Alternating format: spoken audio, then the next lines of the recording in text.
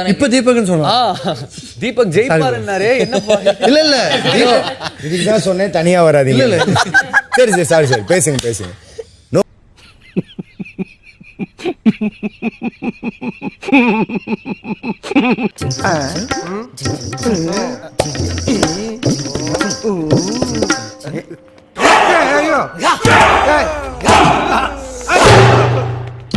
Police ஸ்டேஷன்ல பைத்தியர் ஆஸ்பத்திரியா?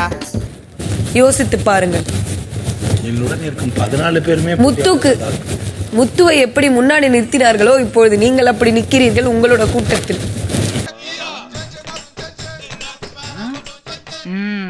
உனக்கு உண்மை தெரிஞ்சு போச்சு. உன்னை விடக்கூடாது. இன்னொரு பாயாசத்தை போட்டுற வேண்டியது. எனக்கும் பாயாசமா? எஸ்கே